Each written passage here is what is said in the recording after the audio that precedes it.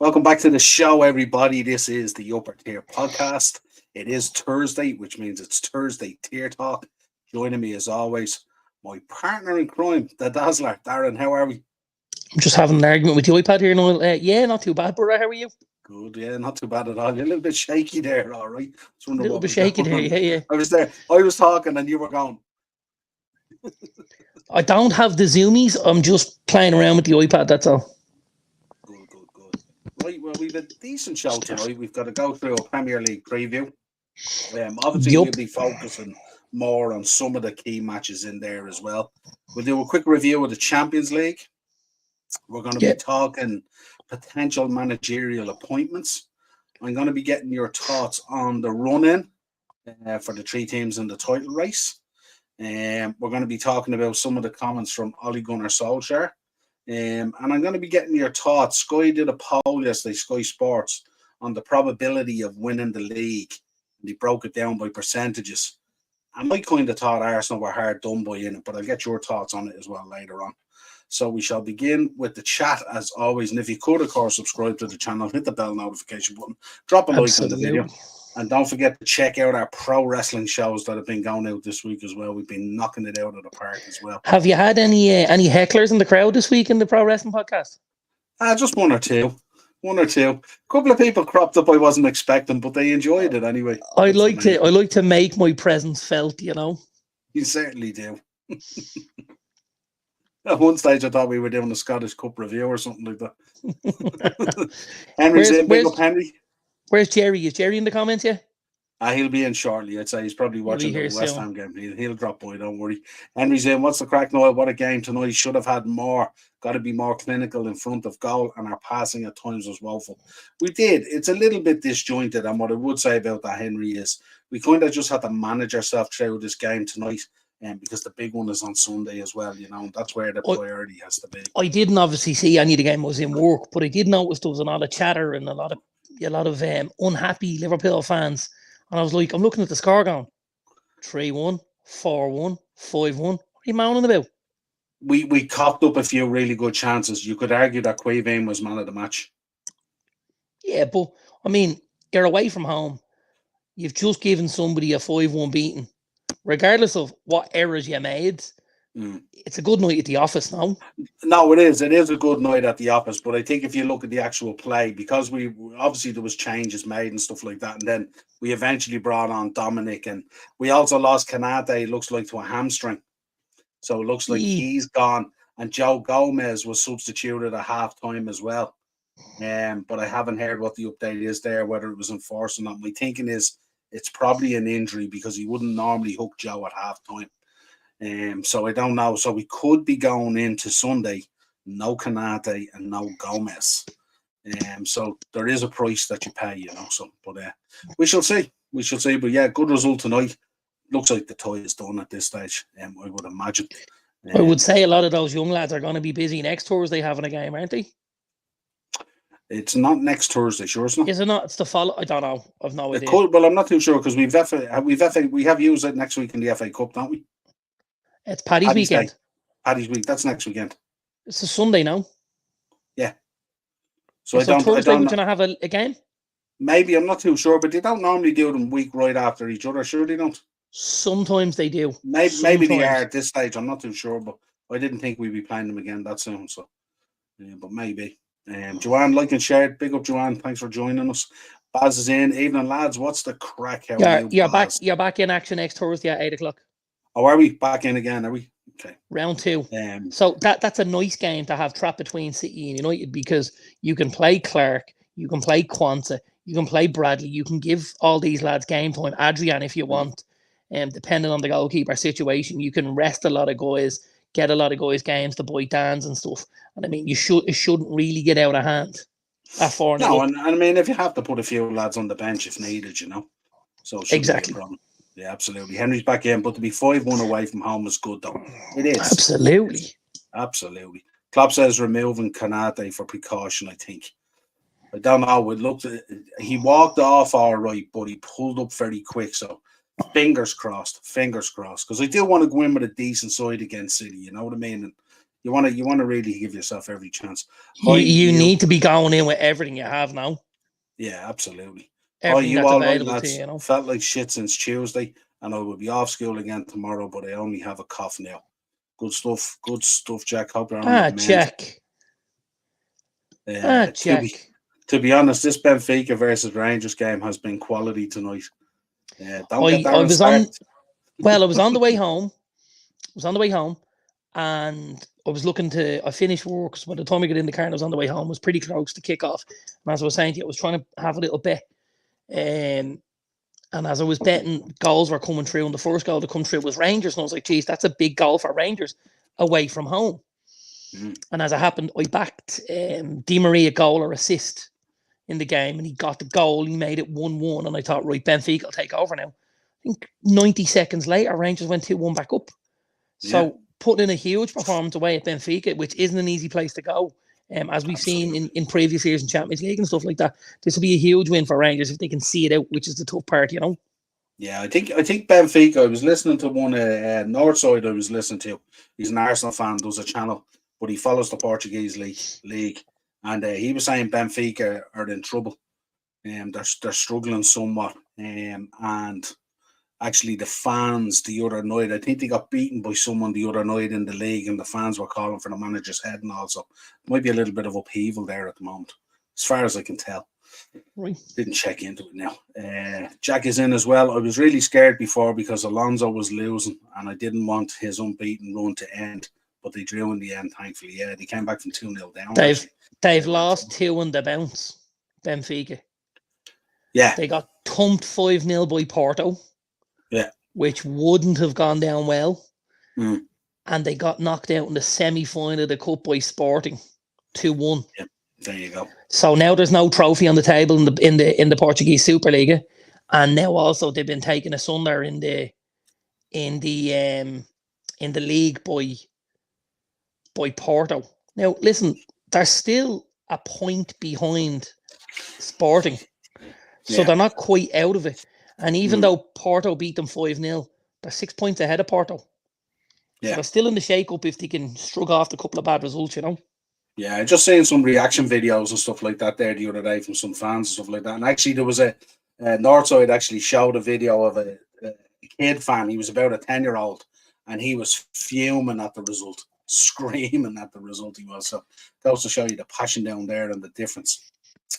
Right, let's get into this Premier League preview. And of course, we start off with yourselves at 12:30 versus Everton. Yeah, listen, I wouldn't be overly excited with obviously the result of the performance last weekend. City kind of put us to the sword a little bit. For me, it was, I know some people were like, oh, 3-1's not a bad result. I'm like, it was 3-1, but they were toying with us, to be honest. They could have scored more goals if they wanted to. We went in and set up very, very defensively, and you know, it looked like damage limitation from the first minute for us, albeit for Rashford's strike, which was a great strike, but can just as easily end up in row Z as it does the top in.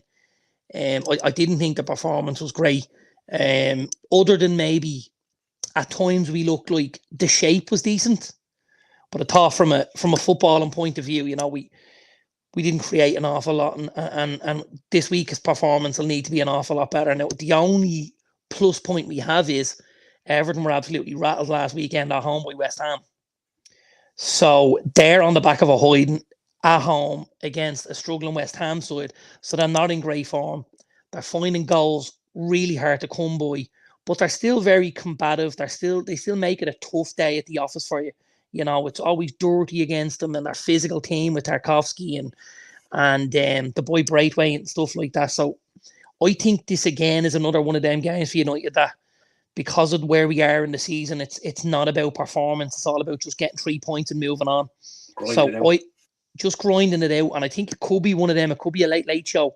You know, I personally think this has got 2-1 written all over it to United. Yeah, interesting. Niall, have you seen what's happened between Dean the Great and Misfits? I haven't been watching it. And Henry's in talking about United potentially selling 21 players in the summer. be a serious clear out. That's the You need to case. stop reading the Beano, Henry. That's not a reliable source, pal. Yeah, that's it. That's We're going to massive. look like Nottingham Forest then, where, we lost all these players and we have to sign 46 lads just to fill a squad. 21 lads leaving Old Trafford ain't happening. Yeah. The only reason think it's not... I think maybe if you knock the one off it, you might be a bit closer to what you're talking about. I'd be happy if we shifted 5, based on how a lot of our previous windows have gone from a sales point of view. Yeah, absolutely. 3 o'clock's then Bournemouth versus Sheffield United. Yeah, to be honest, I think Bournemouth on the back of a decent win last weekend away from home against Burnley. I think Bournemouth didn't play very well, but got over the line. And in previous seasons, for Bournemouth to pick up victories in this league, they had to be playing at their absolute maximum. Good man, Henry. So I think the fact they were able to go to Burnley, not play very well, and pick up a result will show you how much better of a Burnley or a Bournemouth side that this is, by the way. So I think this has Bournemouth written all over. I think Sheffield United were very poor the other night against Arsenal, albeit, and I'll hold my hand up, Arsenal were very good. I watched some of the game; they were very, very strong. Some of the quick interchange and some of the play was excellent. But yeah, I think this has Bournemouth written all over. I'm gonna go 3-1 Bournemouth. Yeah, I looked at the game the other night, and hats off to Arsenal. They were excellent. They had them bamboozled at times, to be honest. Yeah. It was like as if they had twice the amount of men on the pitch nearly at times. Yeah. And I think the signs for me look kind of as if have Sheffield United checked out. That's how it kind of looked to me. I certainly think. I think after about 3-0, they checked out of that game. I think in general. Yeah, well, I don't know whether they've checked out completely, but I definitely think, from the other night, 3-0, and it was like, right, that's that. But it's very tough. They're really, really, really pissing uphill, to be honest with you, when you look at the kind of budget that they have player-wise and stuff like that, and what he's able to avail of in comparison to some of the other teams in the league. And, it's not necessarily huge clubs. If you look at teams who are down there at the bottom of the league, Brentford have spent big bucks. They've spent big bucks on signings. The boy Keane Lewis Potter, the boy Kevin Shade. They've just come up for a deal for the boy Noosa from Bruges for the summer. Bournemouth know how to spend money. And there's lots of teams not Bournemouth, Brentford. And there's lots of teams in the league who spend money and don't necessarily get the bounce off it. But when you don't have that money, like a Sheffield United, it makes life so much more difficult with the budget and stuff like that. It really does. I think Wilder, for me, he's only a stopgap from now to the end of the season. I don't see them giving him the gig permanently. I think he'll leave in the summer, and they'll try and regroup, bring somebody else in, get them back up, and give them another roll of the dice when they get to the Premier League in the next couple of years, if they can. Yeah, I think with Sheffield United, and we spoke about it, I think pre-season, remember during the window, that they weren't doing enough. You know what I mean? Like there's doing enough, there's doing too much, like kind of what Forest did, and then doesn't really not doing anything at all. Not like it. This felt like a real kind of Norwich kind of move, really, for them in the summer, didn't it? Really, it did look like they were banking a lot of money rather than when you go into the league and you've come from the Championship, and your first piece of business is you sell your star player, which is what they did with Iliman and Doy, and they sold them to Marseille. That's a statement of intent to the manager, to the fans, to everybody. We're going into the league where this guy is going to be worth absolute gold to us, and we're happy to take 25-30 million from Marseille to get him out the door and use those funds to rejuvenate the squad, even though you couldn't get anything near the quality for that, because he's a super footballer, the lad, Yeah. It was a poor move. Yeah, white flag raising, definitely. Big up, Dad. Good seeing my friend. Joanne, Arsenal were explosive. Wolves versus Fulham. Yeah, looking forward to this one. Really looking forward to this one. This is kind of battle of two of the informed teams, so to speak. I know, obviously, Fulham had a huge win last weekend. They were at home at Brighton, and Wolves didn't pick up the win away to Newcastle. But I think for a lot of that game, Wolves played very, very well, and could have been level until the end when Newcastle nicked a couple of late goals and and kind of that was enough to get them over the line and stuff like that, But I think Wolves were good again. They've been very, very good under Gary O'Neill. They make Molineux a tough place to go, but hard to back against Fulham as well with the vein of form they're in at the minute. They're scoring goals. They're keeping it tight at the back. They've got a couple of players that I'm big fans of. I think the boy Calvin Bassey has been phenomenal. I know myself and yourself spoke about Liverpool yesterday, and we spoke about something that they might look at in the transfer window. And I know one of the positions you pegged was that left centre back role. This kid Calvin Bassey, he was at Rangers. He went to Ajax. He's come back to Fulham. You could do a lot worse than look at this kid Calvin Bassey. He plays as the left-sided centre back. He's a Nigerian international, and he is phenomenal, absolutely phenomenal. Gotta say, and obviously Polina, and then even the boy Muniz up front has looked outrageous for the last couple of weeks. Didn't get his goal at Old Trafford, but got a couple last weekend and stuff. Got a goal and assist. So I'm going to go Fulham here. I think Fulham might just nick this similarly to how they did at Old Trafford. And I'm going to go Fulham 2-1. Good show with Henry. Yeah. Henry on it. Absolutely. Yeah, I think so. Crystal Palace, Luton. Yeah, Palace and Luton, two sides coming off the back of two defeats. Obviously, Palace away from home against Spurs. Took the lead. Spurs kind of pegged them back, got it back to 1-1. And then towards the end of the game, made a couple of changes, brought on Brennan Johnson, stuff like that. And just got over the line against Palace. Palace still getting to know you under the boy Olivier Glasner.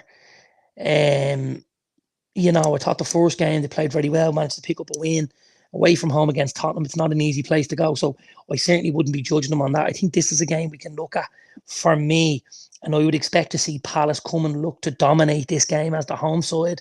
Glasner looking to put his stamp on the game, and good London derby, be very physical, but I think Palace will get over the line here. And again, I'm going to go Palace just to squeak it 2-1. Yeah, absolutely. The 5:30, Arsenal Brentford. Yeah, very hard to look past Arsenal at the minute. Now I know Brentford at times have given Arsenal a really tough time over the last number of years, taking a lot of points off them. But I just can't see past Arsenal with the form they're in. Maybe Brentford can make it competitive and nick a goal, but you've got to be going Arsenal 3-1 here. You've got to be with the form they're in. Yeah, especially at home. Especially at home at the Emirates as well. Is going to be just knocking the ball around with such confidence, the fluidity and the movement and stuff like that. That, in fairness, if I'm not watching my own team, Arsenal are up there with the type of sides you want to watch play football. They play a really attractive brand and style of football. Really, really is. It's easy on the eye. They're very good at the minute. Any issues with Ramsdale going back in for Raya? Well, like you've no alternative, really, have you? I think it'll only be for the week, personally. Oh yeah, it's just because of the loan move. No, I know, but what I'm saying to you is I don't necessarily see Ramsdale playing next week. No. I know, obviously, Raya is cup-tied. He can't play against his parent club. Yeah. So, yeah, but I see it just being that just 1 week, get in, help us get through the game, get out, and then let the boy Raya back on. So, yeah, I don't know. Yeah, I'm just the only thing I'm holding hope for, obviously, is that maybe with Ramsdale involved, maybe that might lean it a bit Brentford's way, give them a little bit of I think the boy Ray has had so little to do recently. Like, he hasn't been hugely involved in a lot of the games, making big saves, because they've been absolutely, snowballing teams. So I don't think that'll make a massive difference personally. But if I'm a Liverpool fan, maybe it's something I can cling to. Yeah, well, there's not much else with the form that Arsenal are in at the moment. That's the only thing I can think of. But it's slim pickings, to be honest. Aston Villa versus Tottenham. This is a game I'm looking forward to now. I think other than Liverpool and and City. This is the game of the weekend for me, 45th. You know, Spurs away from home, Villa on a good run of form. You know, good win last weekend away from home where they haven't been good.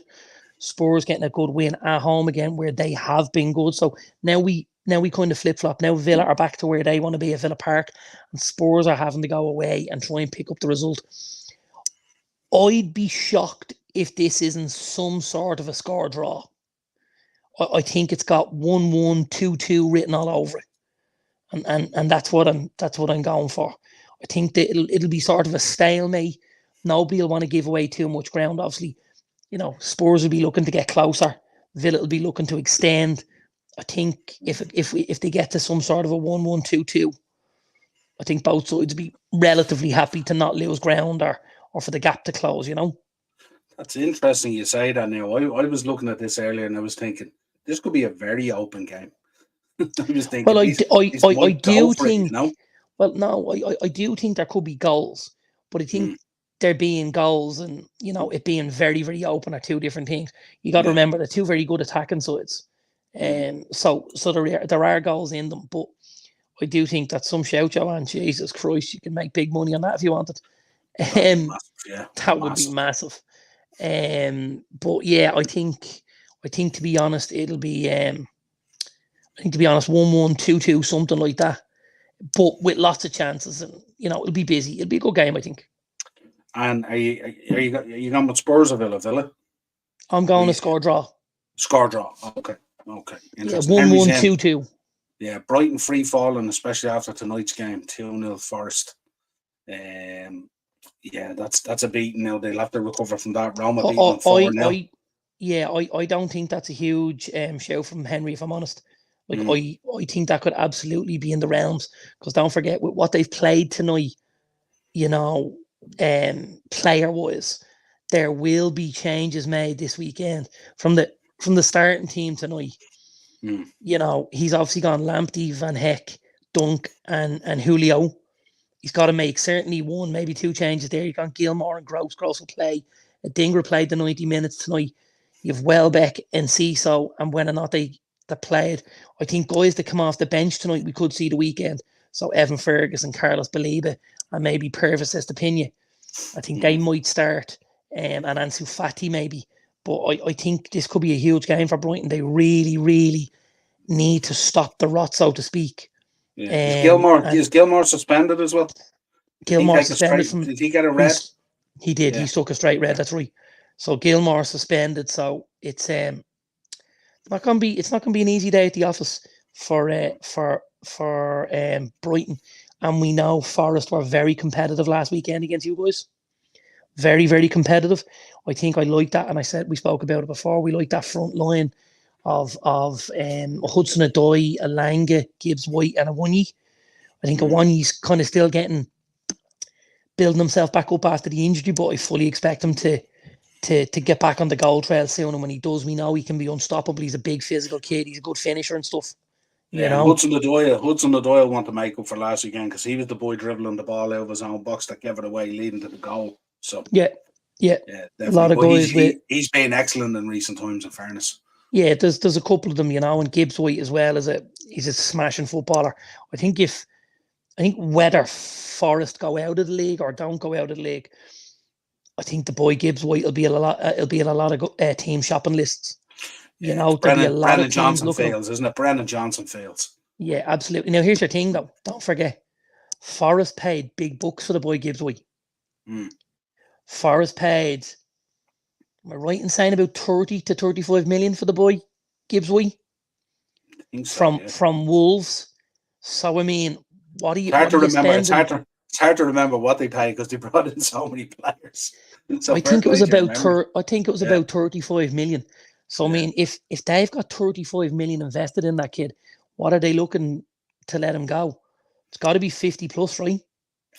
Depends on the relegation if it happens as well. They might have their arm might be put behind their back, you know. They're not selling them for any sort of a loss though. You know. No, but you might find them going for something in the region of what they paid. You know, maybe 35, 40, 45, something like that. Yeah. Maybe But again, 35 and 5 bonuses or add-ons. He's still a young lad. He's only going to improve. He's only going to get better. And he's a big leader at Forest, especially considering he's a guy who plays at the top end of the pitch. We generally don't see lots of guys that play up there that are leaders, that have leadership qualities, that want to, dig in and stuff like that. And he's good like that. So he looks like a decent character as well. Where do you think you'd see him going? I'm just looking up and down the list. Depending on finances, like he could do a really good job somewhere like in Everton. Yeah. Again, it may not be in the realms of possibility because of the money. I think Villa probably isn't somewhere he'll end up, only because they've got the boy Buendia, who's been out injured all season. Yeah. And then they've got kind of Diaby and they've got Bailey on the other side and Zaniola, who play similar sort of roles. Villa, isn't it interesting? Villa are quite stacked when you look at them.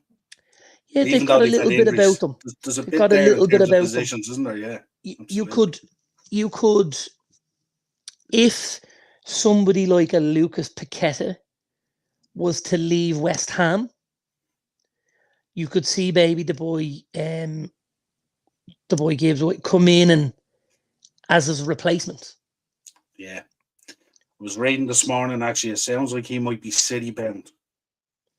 Well, City had money on the table from last summer, and things didn't happen because there was the betting issue. That's right. Yeah, that's right. All. Apparently, that's all cleared now, according to Brazilian media. And don't forget, the guy Paqueta is absolutely. He's phenomenal, and he's phenomenal in a bog standard West Ham team. Yeah, what does he look like in a City team? Yeah, I was listening to LB on his City channel there this morning, and he was talking about Paqueta. He was talking that he felt Paqueta coming in and maybe Musiala, because of De Bruyne at this stage, his age and the hamstring injury and all that. That could be a nice little sort of setup there, And he was talking also potentially about Bernardo Silva potentially going to PSG with a release clause of 50 million or something like that. Wow. Interesting. So changes afoot maybe at Man City, but imagine if they picked up Paqueta and Musiala. Wow. Benfica just made it 2-2? Is a buyout option on Bernardo Silva of 50 million some of the best value you ever heard in your life? I don't know. It probably is if he's going to somewhere like PSG or something like that. I think he's like, well, here's the thing. Okay, maybe he doesn't fit the mold, but he could absolutely play on the right for you guys if Salah exits the building. Yeah, but I know he's a different sort of a player. No, I don't mean from that point of view. I just don't think you would see it happening. Maybe not. But Jesus, what a footballer! Yeah. And can drop deeper and poke it out as well as playing up there. And I suppose the thing about it is, if we were going to throw 50 at that, why not throw another 30 on top of the 50 and maybe go for Paqueta and enter the race, as they say? Who knows? But interesting. Your only problem with that is generally Paqueta operates on the left. Yeah, they were talking this morning though. He can play left, right, and central. So he's played very little on the right. He either plays from the left-hand side or he tucks in as the 10. He doesn't play on the right very often. Now, what the thing at City might be is they can swap Doku to the other side. So you could end up in a situation where you've got Paqueta left, Doku right, Haaland through the middle and Foden in behind. And then the threat of De Bruyne, and then when De Bruyne gets a little bit De Bruyne and Rodri in midfield, and Musiala. Good Lord. I think that'd be huge. I don't necessarily see it happening, but I think it would be huge if they could pull it off, because the boy Musiala he's up there in that bracket with Jude Bellingham, as the next big things. They maybe haven't reached their full potential yet, but they're on the way to another galaxy, you know. Yeah, absolutely. What did you give us then for Brighton and Forest? Are you going with Forest? Or are you going with? I'm gonna go Forest to sneak it. I think Forest 2-1. 2-1. Interesting. West Ham versus Burnley. Yeah, I think this will be a little more competitive than we would have thought. Just because obviously West Ham are playing at the minute. Tonight. Yeah. They're playing tonight. They're away from home. They're playing a tough Freiburg side in Germany. There at the minute there is 79 minutes gone. It's 0-0. It looks like it's been an absolute barn burner where, you know, it's been end to end. There's a lot of attempts here. There's 12 attempts for West Ham and 8 attempts for Freiburg. So it's been a keenly contested game. For them to come back the weekend and then have to go head to head with Burnley, who have had the week off and had the legs, I think this could be an issue for West Ham. I do. And maybe Burnley won't get over the line, but I think they'll give West Ham a real good game on Sunday. I think I'll go 1-1. Yeah, absolutely. Nice. So Southgate linked for the United job after the Euros. We'll talk about that a little bit later on. Liverpool, Man City.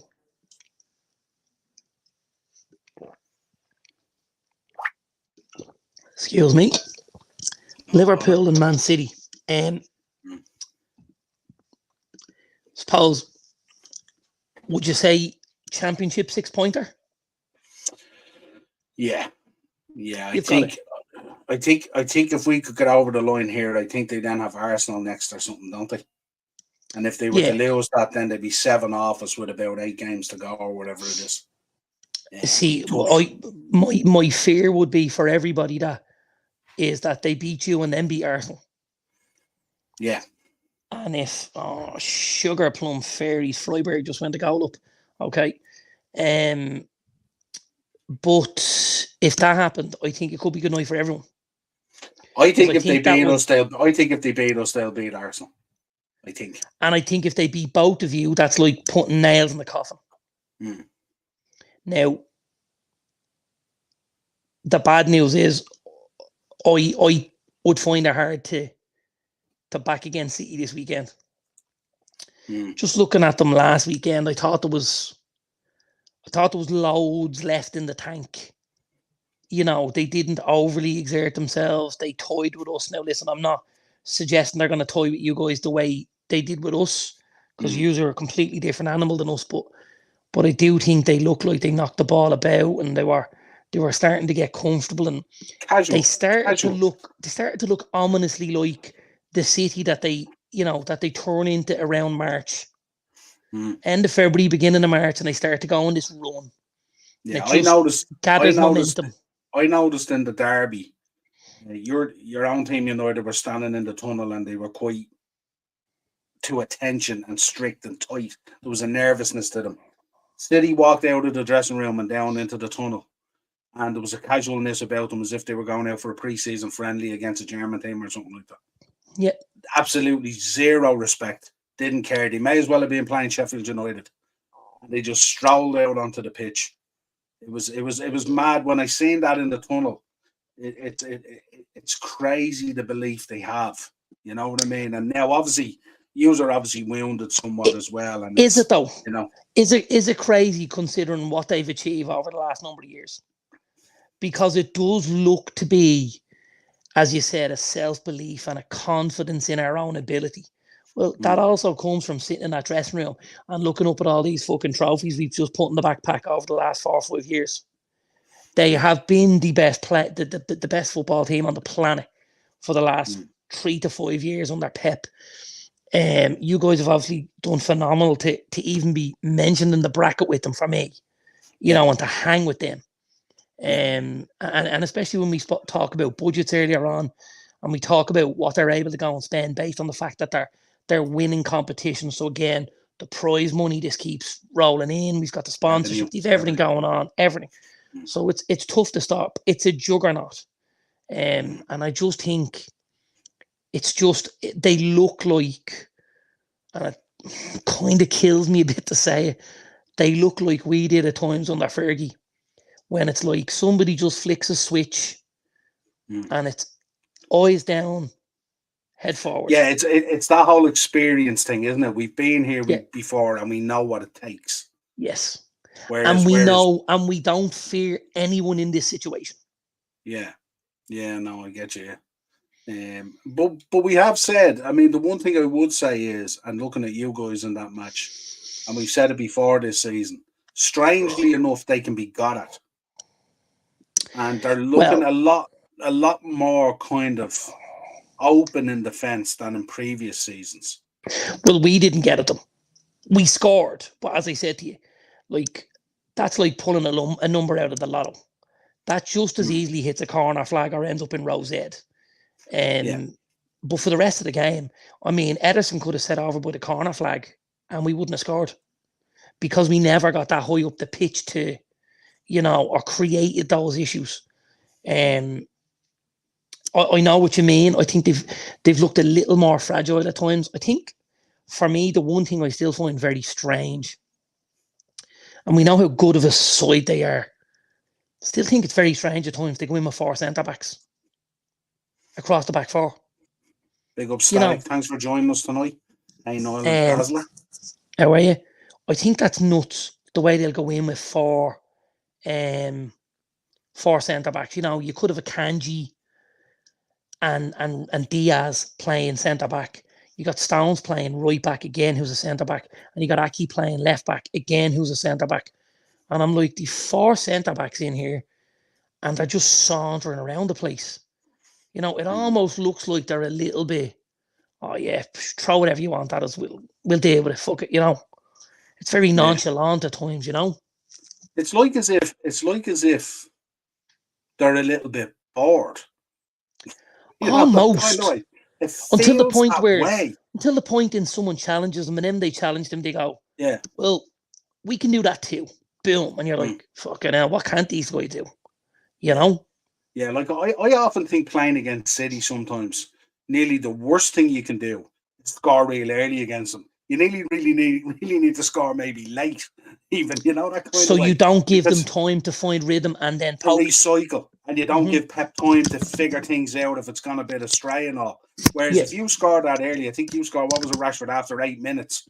Yeah, that's a long afternoon. That's a long afternoon to see out, It's a long time, Especially with our back 4 and keeper.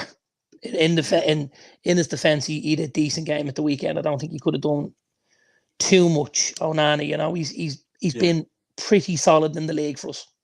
Yeah, absolutely. Without being spectacular. He's had to step up, hasn't he? You've had such a makeshift back 4 throughout the season as well. We've had to shuffle the deck quite a bit. Yeah. We've had to shuffle the deck. Give me your prediction. What are you going for in this one?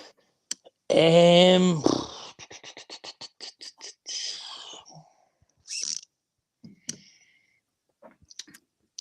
City. 2-1 City. Tight game.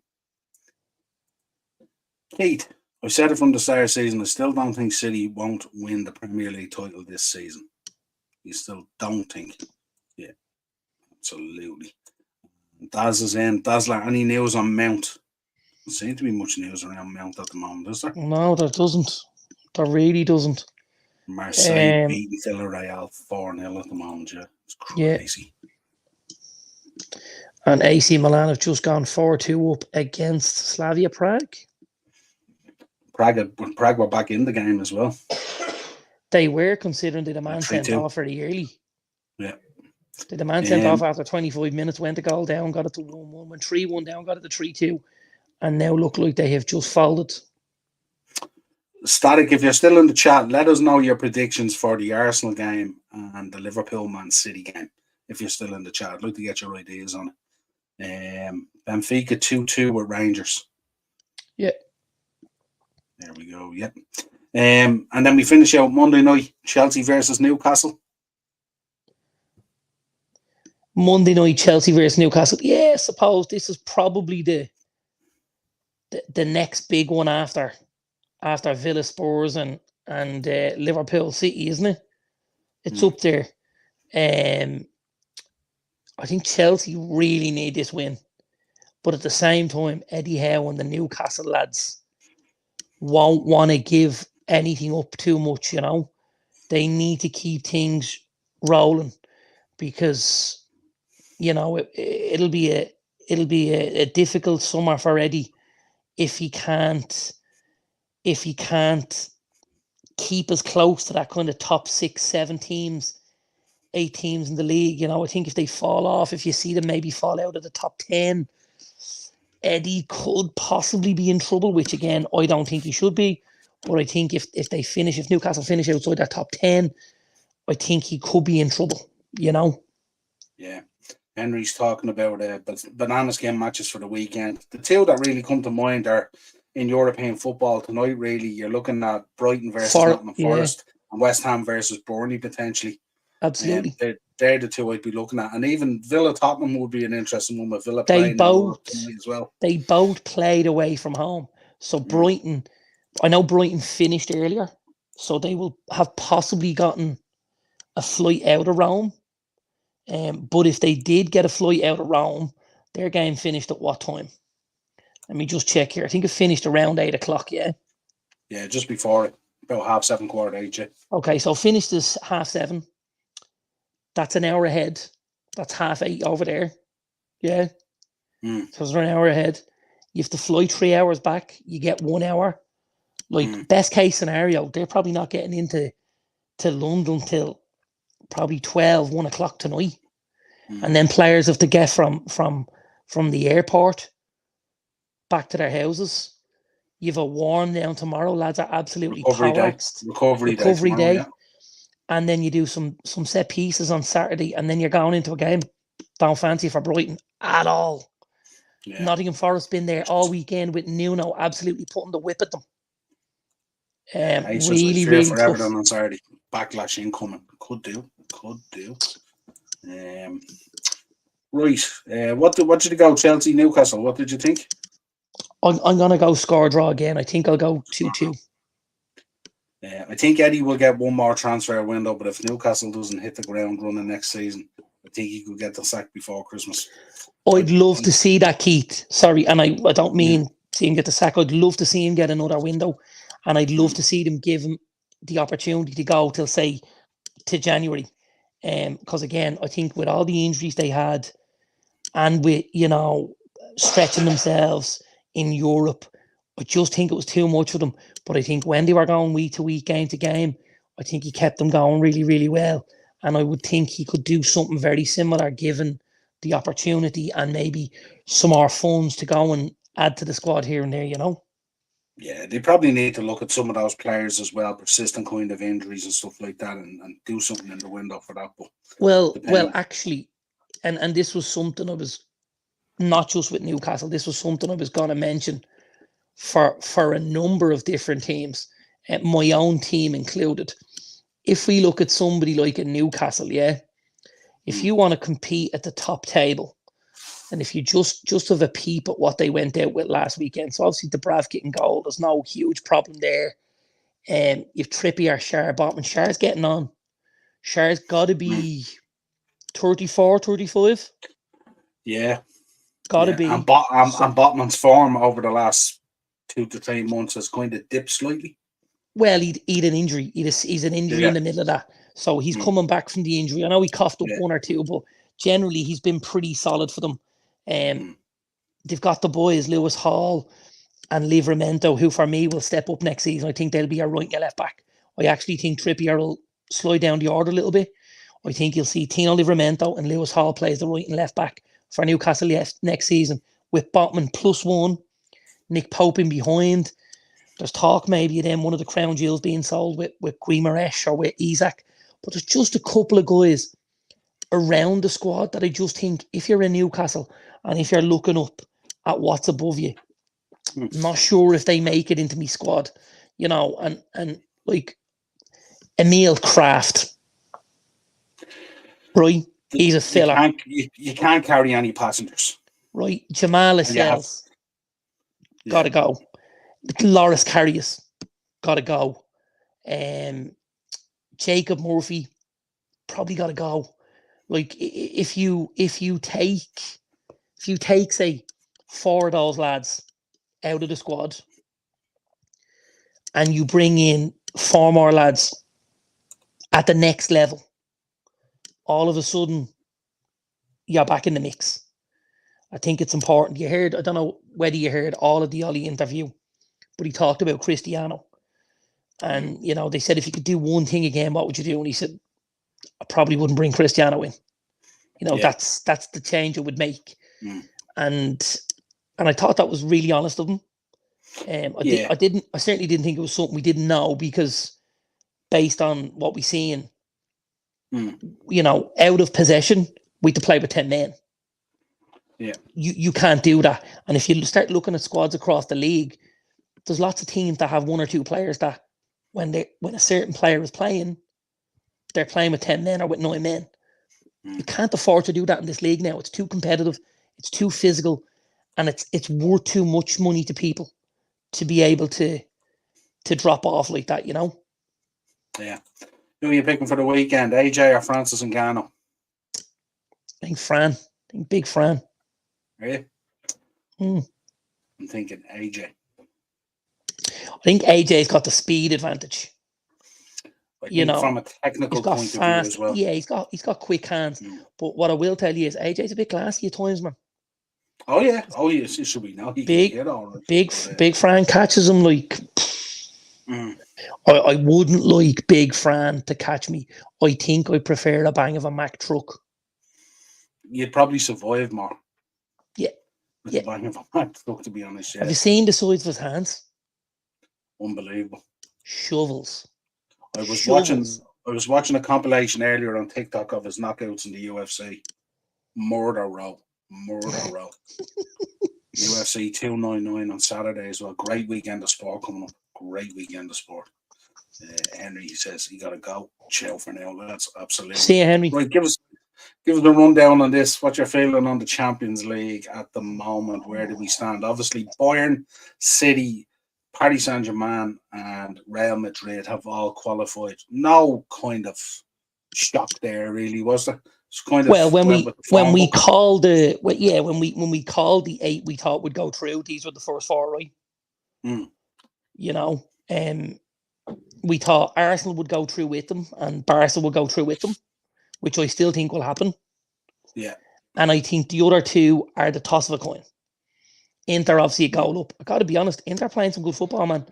Under Pippo Inzaghi, playing some real good football. They're free flowing. They score a lot of goals, and they're decent at the back. This is going to be a big test for Atletico. Now, listen, if anyone can do it, it's Simeone. But tough place to go as well, isn't it? Tough place to go. But don't sleep on Inter. Inter have been very good, to the point where, you ready? You can clip this bit. Depending on the draw, don't be surprised to see Inter in another Champions League final. Yeah, and potentially getting over the line. You know how it kind of works these ways, Sometimes you hit the bar first time and then you come back around. It can, and they're playing, like, if I'm looking at it right now, I probably take Inter over Bayern, PSG and Real. I think in a 2-legged affair, the only team of the 4 that have qualified that I take over Inter is probably City. Yeah. The other tie there, Dortmund with home advantage for the second leg. Do you think that'll be enough to get them through? It should be, but I think PSV have been very, very good this season as well. I spoke to you yesterday about a lad who is, we do, but it's the wrong team. It's Fenerbahce. About a lad, Johan Bakayoko. This is one of the shining lights in European football, this kid. He plays for PSV. He is a phenomenal footballer. Was linked with a host of big European clubs last summer and ended up signing a new deal at PSV. Said he'd stay the season, see it out, maybe get Champions League football, stuff like that, or see if they could win a title or whatever. But he could This kid could go anywhere. He is top drawer. He'll have a big part to play in this second leg. I can promise you that. So if we make the analogy here that Inter potentially going through, say Inter, Dortmund, Arsenal and Barcelona. And Barcelona. Yeah. Are you thinking, depending on the draw, a repeat of last year's final, potentially? Dependent on the draw, but Depending like, on the draw. If you are able to get City and Inter in opposite ends of the semi-finals, I wouldn't back against either of them. I wouldn't back against either of them. I think Inter are we've obviously Italian football has kind of fallen down the pecking order a little bit over the last number of years. Inter, if anyone's going to bring Serie A back into European football, it's going to be this Inter side. And the thing about it, and I don't know if you've watched much on it, Inter have changed their approach to how they would, recruit players and stuff like that. And they got a younger sort of a CEO in, and he picks up a lot of cheap and free players. He obviously took the boy Jan Sommer, who now plays in goal. Took him from Bayern, very cheap. I think paid 7 million from. He's taken lads, Alexis Sanchez, who now is playing football again. You've got Lautaro, who's been there for a number of years. He's got Barella. He's got lots of these guys who are. He's got Matteo Darmian, who couldn't get a game at United 10 years ago, who plays generally every other week for Inter and looks phenomenal. Yeah, it's certainly going to be interesting now. We're really getting into the business end of the season. It's heating up. Here's the one thing I wanted to gauge your thoughts on. This was the Premier League title probability that they ran on Sky. 53% nearly for City, 36% nearly for Liverpool, and only 11% for Arsenal. Now, based on that, I think that's harsh on Arsenal. I think if anything, it's probably 50% Man City and maybe 30% us and 20% Arsenal, maybe, or 25-25 or something like that. Well, listen, I think just because you've won a title more recently, you would have to fancy Liverpool chances ahead of Arsenal, because I think, as we know, getting over the line that first time is the most difficult. After you do that, the confidence grows and the self-belief and stuff like that. And then what happens is sometimes you're not even at your best and you still make it over the line because you've got that belief and that confidence in yourself, But I find it tough to see past City. And I saw somebody sent me something the other day, and it was a traffic light system they were using.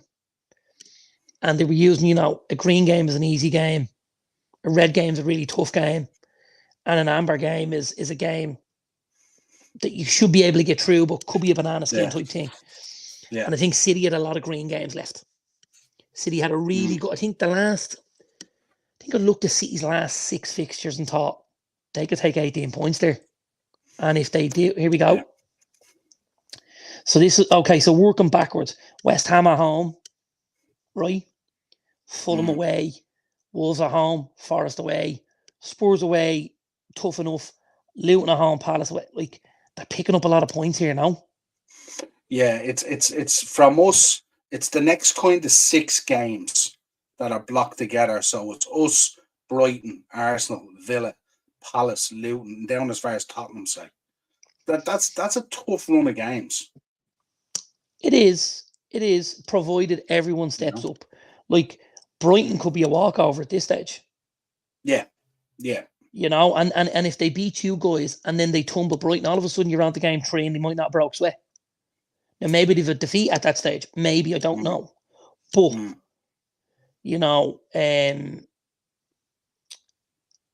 it's going to be interesting. It really is. The one thing I will say from a neutral point of view is I love the fact we've 11 games left and one of 3 teams could win the league. Yeah, so we've a title race. We've a title race. Yeah. It's competitive. Do I think in 6 games time, when you've 5 games left, I still think you're all still be in it.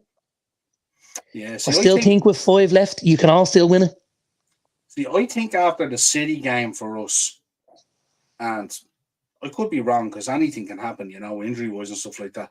But after that, the only 2 games I'm looking at then, maybe 3, maybe yourselves, Tottenham and Villa. Our last 3 games will be interesting. Tottenham, Aston Villa and Wolves. And I think the Everton game might be scheduled in around that as well. I don't think if we look at it, obviously you're away at Old Trafford, right? Yeah. You're home at Palace. Away at Fulham won't be easy because of how Fulham are playing at the minute, and you struggle at times at the Cottage. If West Ham are out of Europe at that stage, they'll be different. You've got to go to that Olympic Stadium again. Yeah. Spurs under Ange, Emre, and then Wolves at home. It's not impossible, but there's opportunities for. I think the last 3 fixtures are really tough. That's a tough ending to the season, isn't it? Tottenham home, Aston Villa away, and Wolves at home. I think that's tough. I think it's tough when I look at Cities. Now, in saying that, I also think it's tough when you look at Arsenal's. Yeah, United and Everton. Well, like the 2 home games are Bournemouth and Everton. They're 6 points. Tottenham would be a tough one mounted. Away. Yeah, but if you look at the last 3, right, they're home against Bournemouth. Yeah. They're home against Everton. I expect them to beat both of them because here's the thing, Bournemouth will be safe by then. And on their holiday, so they'll beat Bournemouth. Everton, more than likely, at that stage of the season, will be up. Yeah. There's 2 giveaways, you have 6 points. Then if you go to Old Trafford and look for something, and we've great form against them at Old Trafford, and our guys would love nothing more than to spoil the party. And even more than that, that's a game I'll be at myself. So I was looking forward to that.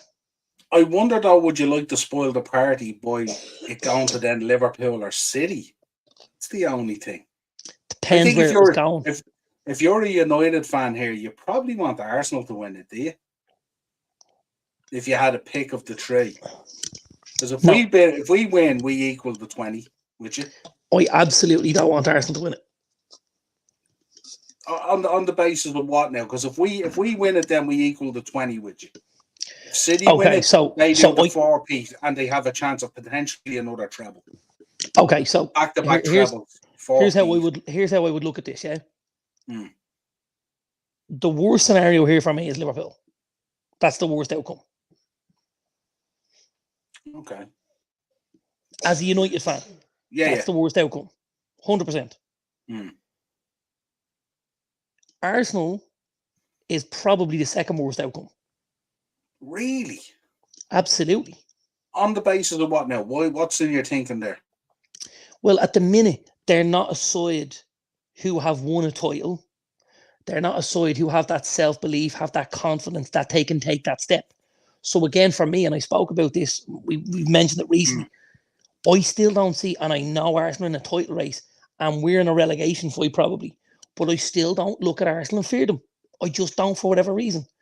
Whereas if Arsenal won a title, all of a sudden I do feel it elevates them.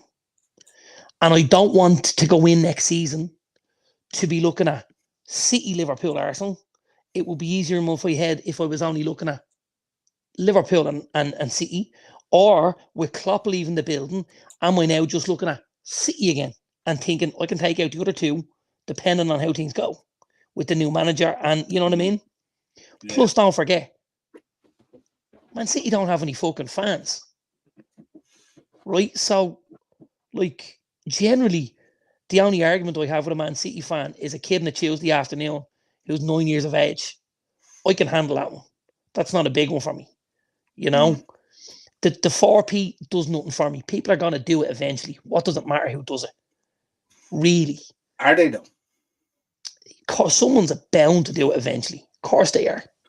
Again, if these do it. Absolutely. 4 titles in a row.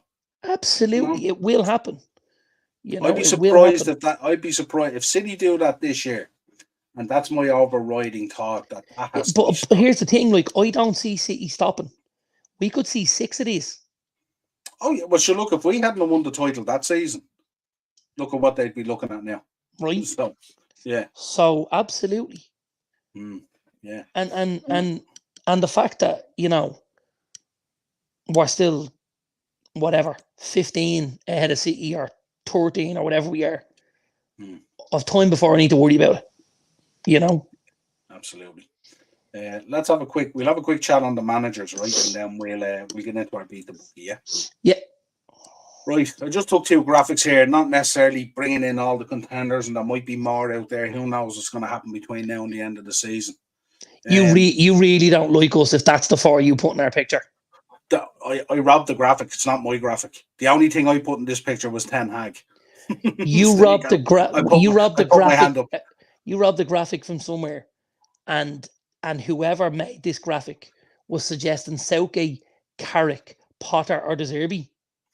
Well, three of them is what's being spoke about, isn't it? I would choose my Carrick, sources I a haven't bit heard better. Carrick being spoke about much. You'd probably take Carrick over the first three anyway, would you? Only messing. So let's project ourselves forward, say to May or June. Ten Hag potentially exits the building. Yes. Who are you taking in? None of the lads in the picture. Okay, that's fine. None of the lads in the picture. Okay, so who do you want? Well, we spoke about this yesterday, obviously off air. I think there's a couple of different ways of looking at this, based on, you know, what your hopes are.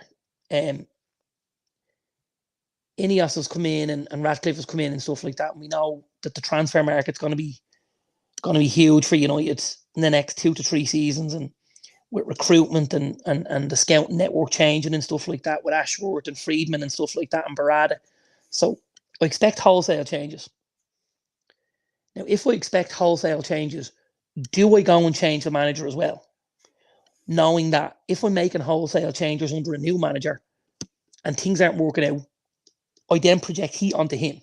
We spoke about this, right? Yeah. I don't know whether I give Ten Hag more time and allow him to oversee the changing of the guard, you know, from the player's point of view. Similarly to what the FAI did with Stephen Kenny. We're not putting a guy in who's ever going to get his qualification. We're getting a guy in who's going to change the demographic of the squad. And when we change the demographic of the squad, we will then go and appoint somebody who we feel can use the squad that we've assembled. Does that make sense? Is that a kind of a position where Ten Hag wants to be?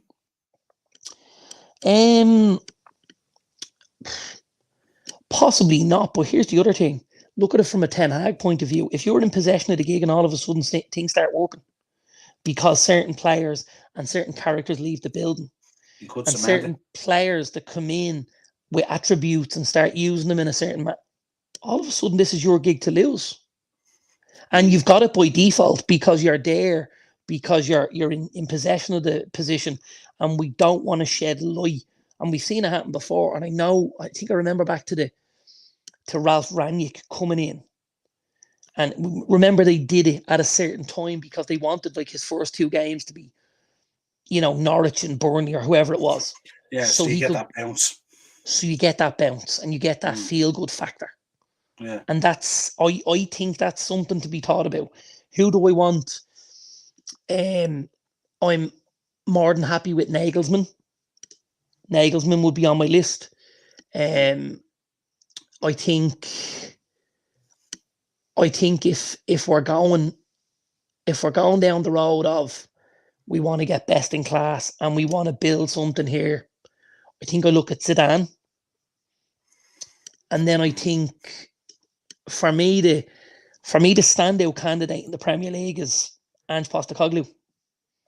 I think I look at Ange. So we were talking about earlier, remember? Yeah, I think Nagelsmann, I think Zidane, and I think Postecoglou. That's where I would go, in no particular order. I think they all have their merits. I think at the minute it would be hard for me to look past Ange because he's doing it in the league, and he's doing it in a certain manner, and he, you know, and he's building something like that at Spurs. I think it'd be tough to get out. Daniel Levy's obviously not very easy to deal with. He would want huge money to get him out of there. And then does he want to leave Spurs with what they have going on? I don't know.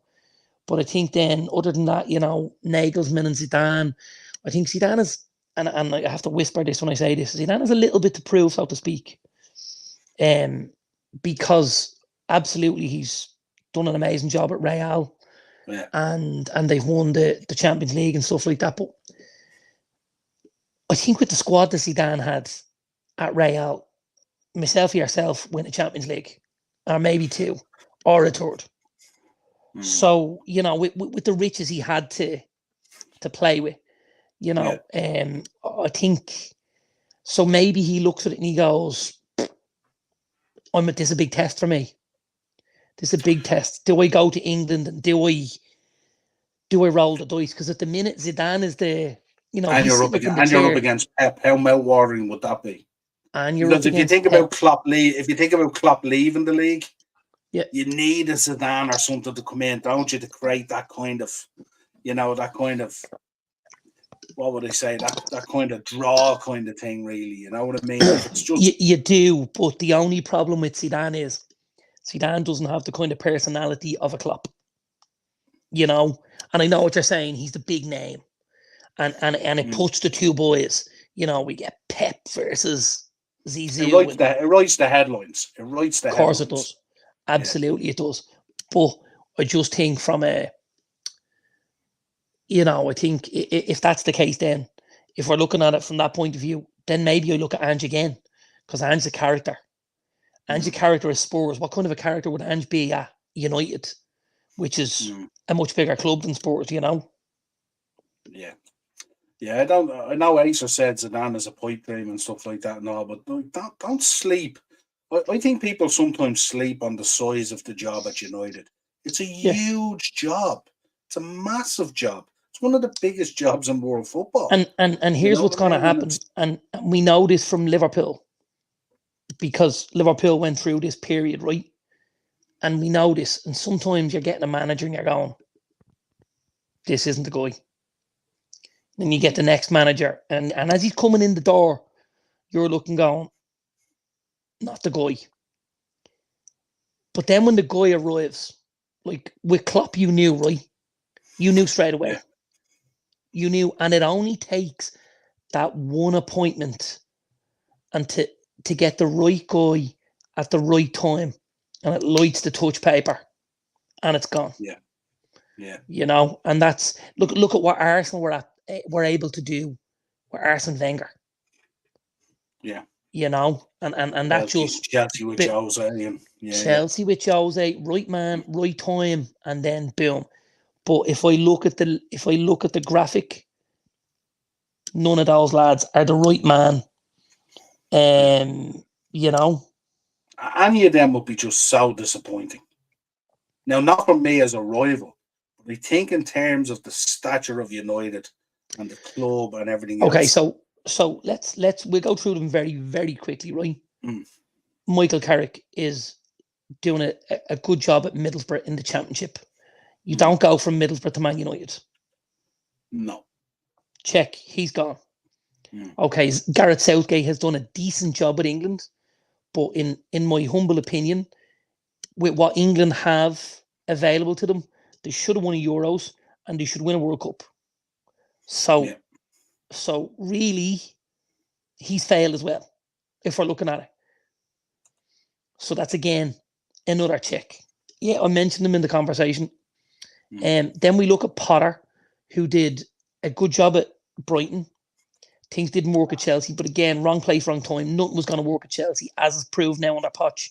It's going to be difficult for whoever takes over there as well, blah, blah, blah. I think De Zerbi, for me, of the four there, is probably the most exciting prospect. Because I think obviously the wheels have fallen off a little bit at Brighton, but I think up to a point they looked phenomenal. And it wasn't just because they had terrific players in every position. It was the style of football and the way they played their football. I think what's happened with Brighton is, as we said, what happened with Newcastle and stuff like that, where you have Europa games, you're travelling Thursdays and Fridays, you're coming back to the league, your bread and butter, You don't win a game, then it impacts. You're under pressure. And don't forget, they lost 200 million worth of midfield in the summer and replaced them with Billy Gilmore and a lad that wasn't getting a game at Lille. So, you know, they got to do better in the as well as they've done in the scouting department. They've got to do a little better when they're replacing these big names and paying these bigger transfer fees. You know. Yeah. Yeah, I'd be interesting to see how the Man United fan base would take if the Serbi was appointed. I just think I just don't think it's at that level that United need to pitch for, really, you know, and I tend to agree with you, you know. But yeah, he's definitely the best of the four there, I would think. I think so. Yeah, I just can't imagine. I can't imagine any of the four. Like, if this is the four that are on offer, you're right. You're better off sticking with Ten Hag, to be honest. I think so. Yeah, I think so. In terms of Liverpool, how do you see this playing out? There's absolutely no way Liverpool appoint Thomas Tuchel. No way. No way. You don't go from, you know, the most charismatic, the most, you know, to the most dour. to that. Yeah. You know, you don't go from Jurgen Klopp to Thomas Tuchel. Something tells me if that was to happen, the smiles on the faces walking into the AXA training centre would change very quickly. Absolutely. Yeah. You know, I don't believe the players would allow it. I don't believe your leaders. I don't believe your Virgil van Dijks, your Alissons, you know, your Trent, your leadership group, your Mo Salah. I don't think anybody allows Thomas Tuchel to happen, and with good reason. Yeah, no, you're right. You're right. So what are you thinking? It's going to be a pitch between Alonso and Amaral? Again, I think for me, there's only one road here. Now, the problem is, for Alonso, it's not one road to Anfield. He's got two roads. He's got one to Anfield, and he's got one to the Allianz Arena in Munich. And it's going to be up to him. He's going to have the power, so to speak. Now, if he decides to go to Liverpool, I probably go from, you know, a little bit happy and a little bit delighted that Klopp is leaving the building to a little bit like, shit, they're bringing in Alonso. What? Yeah. And he's chose us over Bayern Munich. Fucking hell, they're bringing him in. Which is a huge decision. Christ, right? So I don't love that as a United fan. As a Liverpool fan, I fucking love it. Because all of a sudden, with Klopp leaving the building, there's a glimmer of hope that success doesn't walk out the door with him. That Alonso can bring that. You know, I do. I think it's a ready-made replacement for Klopp. He really is. Yeah. Whether they can get him over the line with Bayern in the wings, I don't know. It'll be tough. He lives in Germany. His kids are being schooled there. It's you know. Yeah, it'd be somewhat of a huge cultural change, but I mean, he's not unaware of the culture in Liverpool as well, so I'm sure it'd be interesting. No, absolutely not. If he does pick us over Bayern Munich, that's a heck of a statement. It's a heck of a statement. Absolutely. And that's not downplaying the Liverpool job in any way, shape, or form. But no, not at all. I think it'll be huge if you were able. It's a huge coup if you could take Alonso. I think De Zerbi's a so-so in there. I take him ahead of Tuchel. I probably take him ahead of Amarin myself, just because I feel like coming from outside the league can be difficult at times. And I think at least with De Zerbi, you know, he's been able to do it in the league. You know, so for me, if I'm looking at that graphic, I'm going counterclockwise. I'm going Alonso, De Zerbi, Amarin, Tuchel in that order. Yeah. We don't have to worry about that. That blue card thing, that's all been scrapped. That's gone. Has it, yeah? Yeah, they binned it off. Yeah, they binned it off. Thanks fuck for that. As far as I know, that's all been binned off. As far as I know, they've gotten That's rid great. of it. Stupid idea, anyway. Slippy Gerrard number 2. Don't think so. Yeah, right. So we get into beat the bookie. Let's Niall. Good stuff. Now, what have I got here? So I've 2, Niall. I've 2. I have. Did we tell everybody I got a bet up last weekend, Niall? No. You did. You told us on the Monday. You were in the chat on the Monday night show, weren't you? I was, yeah. But can we tell them again? Yeah. Of course you can. You can always brag about what you get up. That's not a problem. Good. Yeah. Well, I get this tip out to everybody in the chat, you know. Yeah. My tip last week was, I'm just looking for, I don't know why I can't find it now, but it's another day at the office. My tip last week was an anytime goal scorer bet. Am I right? No, it wasn't. It was a result I'm about to score bet. That's what it was. Yeah, there was a couple of 2-1s in it, wasn't it? There was a couple of 2-1s in it. I had Spurs 3-2 at Palace. Yeah. I had 3-1 at Palace. I had Villa 3-2 at Luton, and I had City 3-1 against United. Yeah. And that paid a tidy 22-1. Nothing wrong with that. Yeah. So why don't we start off on another 22-1 shot this week? Why not? If you bet with Paddy Power like I do, I'm a Paddy Power fan. Getting the plug in there, yeah. Maybe they send me something nice for Cheltenham. If you're a Paddy Power fan, they now do something called to score or assist. So you can back the player to have goal involvement. And that's what I've done. I've done 4 players. Did you? I did 4 players as well. Yeah, I took your lead on it the other day, actually. So I jumped on and that's what I did, the score. After I got my boy Jared Bowen up last weekend, right? After I got one up there. Because I actually had a winner myself as well as what I gave out on Beat the Bookie, don't forget. Yeah. And see, people think you can't be still educated. Absolutely. See? So this weekend, I've gone for goal or assist from Bruno Fernandes, home against Everton. Could be a penalty. Okay. Could be, yeah. I've gone Dominic Solanke at home versus Sheffield United. And the way you've looked up there, you've done that one as well. I have Dom, yeah. I've gone for Anthony Gordon. No. At Chelsea, because I think he's been in phenomenal form. You might have gone the other way. You might have gone. That's a long way. You don't normally wait till Monday to see if you're on a winner. That's unusual. Yeah. Well, I've skipped Sunday because I didn't want to upset you. Because actually on Sunday, I've had to go Phil Foden.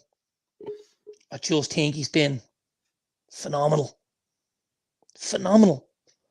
Like, just Jesus. Yeah. You know, so I've gone for 3 Englishmen and a Portuguese lad. Gordon, Foden, Big Dom, and Bruno. Goal or assist anytime, 22-1. Mine is only 13-1. Yours is only 13, so you've gone short prices. I have gone short prices. One of which was Dominic Solanke. Yeah. In the annoying game. You've gone Marcus Rashford because you're a bit of. Have you not? I haven't, no, because a certain boy apparently is back this weekend. Hoyland? So I heard. I'm not so sure about that. So I read apparently he's due back for the Everton game. That's what I heard. So that's why I put him in. Okay. And I think it's a good choice. So I can confirm on fantasy football, which is usually pretty good. Yeah. It's a muscle injury and he's not due back till the end of March. They're saying about the 30th. Okay. Interesting. Yeah, because I was just listening to reports. I think it was Tuesday or Wednesday. I seen a report saying he could be back for the Everton game. I don't think so. And I don't think even if he was borderline, he'd risk him. because I think he'd want them to come in and get another run between now till the end of the season. You know, rather Probably than came for the FA Cup game the following week possibly. against us. Yeah, that's probably Again, provided he's ready. But go on, we've Yeah. gone to Highland. Yeah, then I went Arsenal Brentford. So I went for your boy, Saka. Star Boy, yeah. And then I rounded out with Crystal Palace, one I thought you would have included against Luton. One of your Eberechi Eze. favourites. Yeah, they're the four. Yeah. It's only 13-1. So Highland obviously is up in the air. You'd have to think about that. But maybe if you want to sub them out for Bruno or Rashford or maybe I think if you sub them out for Bruno, you get a pretty similar. Yeah, it's not going to be that much difference. Yeah. No, there's not. Yeah. And my second bet for the evening, is my usual bet of result and about to score. Yeah. And this is coming in at a tasty 40-1. Nice. We're going to the red side of Manchester first. The only side. Going to the red side. Result and about to score at home to Everton. Yeah. We're going to the kit manufacturer of the year, Crystal Palace. Yeah. Home against Luton. I think they'll win, but I think they'll concede. Luton always usually get on the score sheet. And then we round out with the blue side of Manchester. And it's result and both to score at Anfield on Sunday. Could be the one that trips you up. It could be. It could be. That might be the one you might want to. That might be the one you might want to put in there. Both to score and draw. I'm gonna leave it for now. Yeah. I'm gonna go United, City, and Palace result and both to score, and that's 40-1. That's tasty for 40s. Not too bad. I did a bet builder for that match. Okay. And I don't think it's a stretch. And it doesn't feature a lot of red. It features more blue. But it's worth 101-1, which is quite a sizable odds for a bet builder. It sure is. So I went with match result a draw. Okay. I went with Taro Endo to commit 3 or more fouls. What do you know what odds he was for that? I didn't get the odds, but it's obviously decent. And I went the same with Rodri, 3 or more fouls. Right. Which I don't think is a stretch on either of those boys, considering how combative and how this midfield's going to go. The only thing I will say is Rodri doesn't give away a lot of fouls. Now, Endo gives away a lot of fouls, and the reason I was going to ask was you may have been better off going for the card on Endo because he loves picking up a card. Yeah, but on your route to the card, you're going to at least have to commit 3 fouls unless ones are horrific. You will, but you might get a better price on the card than the 3 fouls. Maybe we could have a look at it. And I'm gonna have a little poke for you now. And then I put in your to score or assist. Yes. Who did I put in? Phil Foden. Correct. And that's worth 101-1. Nothing wrong with that. It's not too bad, isn't it? It's not a stretch at all. Now, it's not ideally what I want to see as a red, but when it comes to beat the bookie, we're in the business of making money here, aren't we? We don't bet with our heart. We don't bet with our hearts. Okay, so to come player to come in a foul. Don't think they'll give us 3. Multiple fouls. Okay. It's in there. It is in there. Yeah, because this is Paddy Power as well. Endo to make 3 or more fouls is 6-4. Yeah. Yeah. Yeah. But if you want to back him for a card, he's 21-10. So the card's a better price. Okay. So that could even adapt what you've done. So if I go into bet builder now, you're 101. Just give me a go on again. So first one's a draw, right? Yeah, a draw. Second one. You're going Endo for a card. We're going Endo card, yeah. And then Rodri, 3 or more fouls. Are you thinking Rodri a card as well? Again, doesn't pick up lots of cards, but let's keep him with the fouls. I think the fouls at Rodri are probably easier to get in the card. And Foden to score or assist. And Foden to score or assist. So player to score or assist. Foden. And then we're looking for the 3 fouls on multiple multiple fouls. And if we go 3 on Rodri, it'll tell us where we are. That ups it to 140 to 1. So an extra 40 nearly. Nice. An extra, yeah, 35 plus. It's 139.69. Okay. Yes. 140. 140. So there's your Rodri. No, there's your Rodri 3 fouls, which is the same. Your goal or assist from Foden, you're drawing the game, and you're just swapping Endo for a card. At 140 to 1, that's a savage bet. It's not bad, sure it's not. Now here's the thing I will tell you. 3 fouls on Rodri's tough. Like the draw, you could see 1-1, 2-2, no problem. So you're talking about a very competitive, 2 very competitive midfields in there as well. Absolutely, but in general, because he's so physical, he doesn't have to foul guys because he's usually in front of them because he uses the body differently. Yeah, really tough guy to nail down for a card. Whereas I think Endo, because he's a little bit, more diminutive, has to put the foot in more, and that's where when you're a second late, you'll get the card out of it, and I was thinking, Daz, there any tips for Cheltenham? I was thinking yourself, and Marky might do a Cheltenham show, do like a Cheltenham preview, and pick out our picks for Cheltenham and see how it goes and stuff like that. Yeah, so might do something like that next week. When does it kick off next week? Is it Tuesday? I think it's Tuesday. Yeah. Yeah, so we'd have to do something. We'll have to put something together for that bit of crack. I'll talk to Marky tomorrow and we'll gear up something, have a bit of crack. Yeah, absolutely. Study the form, as they say, and then just pick the good names. Acers, Dominic Szoboszlai versus Rodri and De Bruyne in midfield battle will be winning of match. Yeah, midfield is going to be crazy. That's for sure. Really looking forward to that. Right, as always, great show. Thanks, folks, in the chat, as always, for joining us. Awesome. If you could, subscribe to the channel, hit the bell notification button, drop a like in the video. Make sure you check out the audio shows as well. They go up the next day as well. Don't forget them. And, of course, if you want to leave us any of your predictions, you know where to find us. I will be back probably tomorrow night with a Man City preview.